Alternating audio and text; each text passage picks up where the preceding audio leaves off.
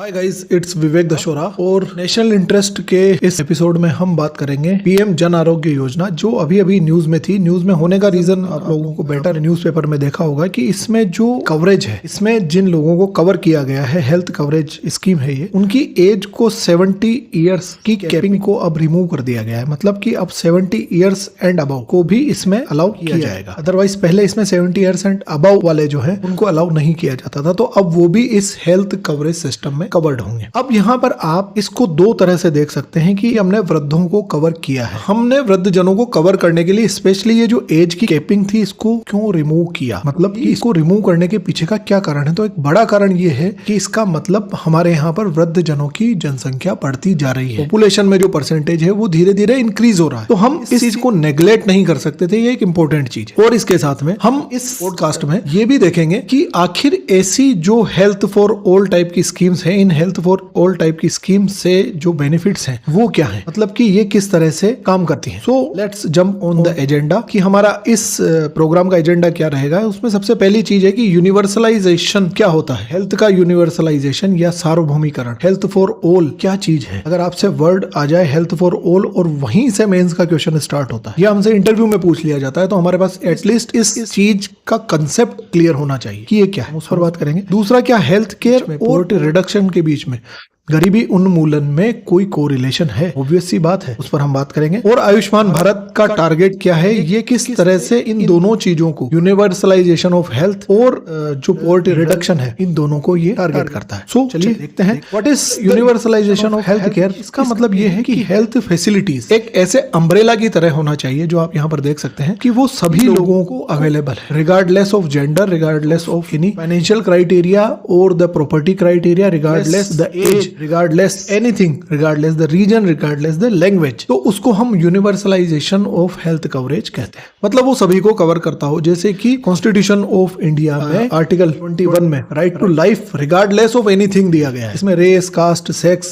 जो सारी चीजें एक्सक्लूड की गई है, उन्हीं सब चीजों को आप यहाँ पर एक्सक्लूड मान लीजिए। उन सबको एक्सक्लूड करते हुए हेल्थ केयर अवेलेबल है। This is called the universal health care. Okay, चलिए नेक्स्ट चीज पर आते हैं। तो क्या ये पॉवर्टी रिडक्शन में हेल्पफुल होता है? क्या ये पॉवर्टी रिडक्शन के लिए, गरीबी उन्मूलन के लिए ये एक टूल है या लोगों को गरीबी रेखा के नीचे जाने से रोकता है? सो हम बात करते हैं कि एसडीजी गोल, सस्टेनेबल डेवलपमेंट गोल के गोल नंबर 3 में यूनिवर्सल हेल्थ को या एक गुड हेल्थ वेल बीइंग को, पॉपुलेशन की गुड हेल्थ को या हेल्थ सब्जेक्ट को कवर किया जाता है। अब हम जब यूनिवर्सल हेल्थ फॉर ऑल की बात करते हैं तब हम यहाँ पर कुछ बेसिक पॉइंट्स देख सकते हैं कि उसके आउटकम्स क्या होते हैं। मतलब universal health for all is important as it provides the basis of robust society. Getting my point. ये सोसाइटी को रोबस्ट मतलब एक सक्षम समाज के रूप में स्थापित करता है। It can lead to the better health outcomes. जो आउटकम्स हैं हेल्थ से रिलेटेड वो बेटर होने लगते हैं, पॉवर्टी रिडक्शन होने लगता है। पॉवर्टी रिडक्शन होने का एक सबसे बड़ा रीजन जो इसमें आता है वो मैं आपको बता देता हूँ। दो तरीके से होता है। एक तो ये है कि इकोनॉमिक प्रोस्पेरिटी बढ़ती है, मतलब कि उनके खर्चे, अगर कोई हेल्थ इंश्योरेंस कवरेज है या जैसे कि आप अगर प्रधानमंत्री आयुष्मान भारत योजना की बात करें, 5 लाख तक का कवरेज वो प्रोवाइड करता है। तो 5 लाख तक के हेल्थ कवरेज के प्रोवाइड होने के बाद में 5 लाख तक का खर्च से कोई भी, हर गरीब आदमी बच गया और उसको किसी भी तरह का इंश्योरेंस का पेमेंट भी नहीं करना था। जो बीपीएल वगैरह है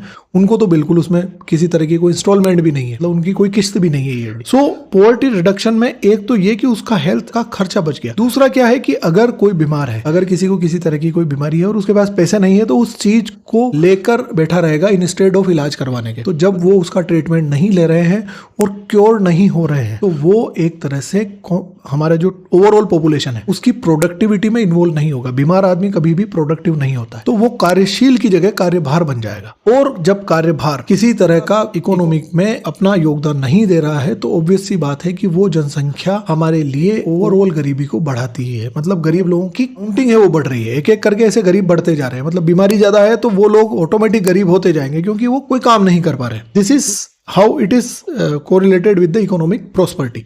तो ये पॉवर्टी रिडक्शन में हेल्पफुल होता है। और equality in health regardless income और सोशल स्टेटस। देखिए पैसे वाला आदमी है वो इलाज करा लेगा, वो एक अलग चीज है, पर किसी भी तरह का आपका सोशल स्टेटस या इनकम की इनइक्वलिटी के बेसिस पर उसको अच्छे स्वास्थ्य का लाभ नहीं मिले, ये हम समाप्त कर पाते हैं। और it strengthen the health system. इसके साथ में क्या होता है कि जब हम इस तरह की योजना लागू कर रहे हैं तो ऑब्वियस सी बात है कि हमारे को हॉस्पिटल्स, डॉक्टर्स की अवेलेबिलिटी, हॉस्पिटल्स में जितने इक्विपमेंट्स होने चाहिए, जो मेडिसिन होनी चाहिए, वो सारी चीजों की अवेलेबिलिटी भी हम बढ़ाएंगे।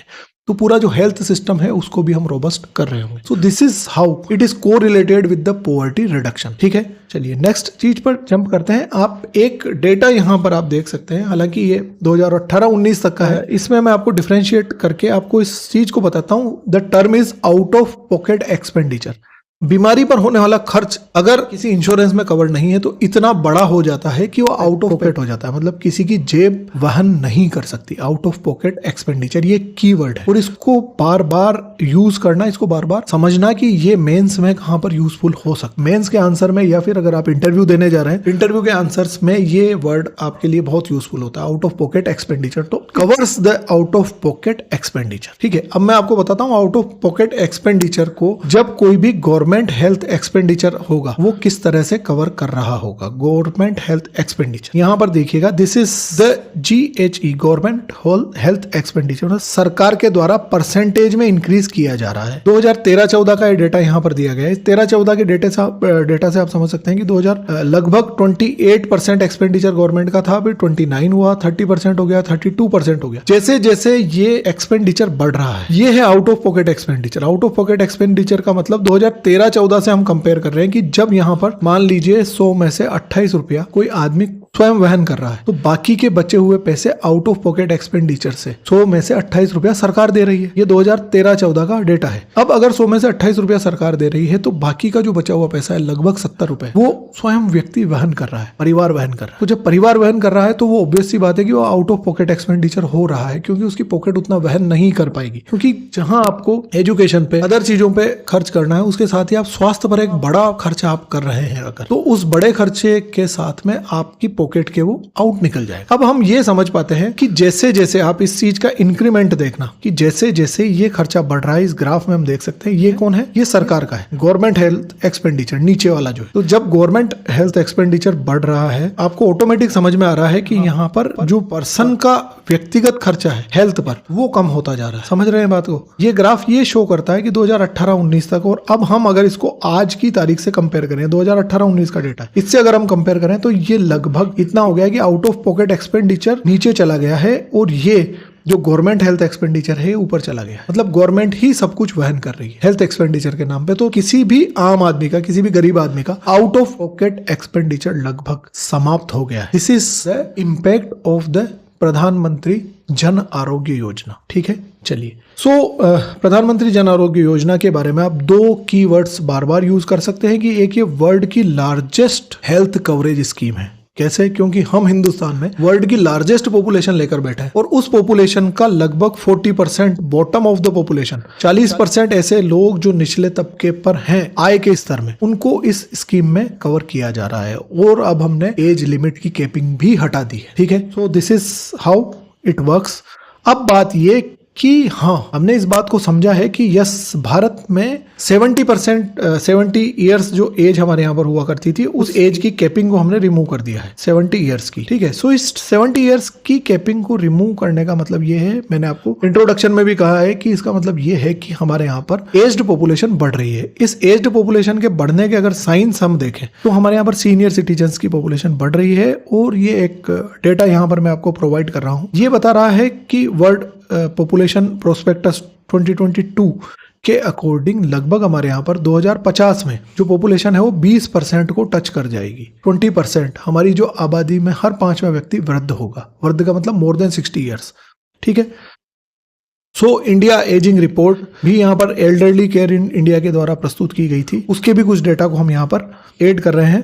सो पीएम जन आरोग्य योजना की अगर हम बात करें तो ये कुछ की पॉइंट्स हैं जिनको आप यूज कर सकते हैं। First is world's largest population को ये कवर करता है, एक सिंगल स्कीम जो वर्ल्ड की सबसे ज्यादा पॉपुलेशन को कवर करती है। इंडिया के बॉटम 40% को कवर करता है। Why it is significant?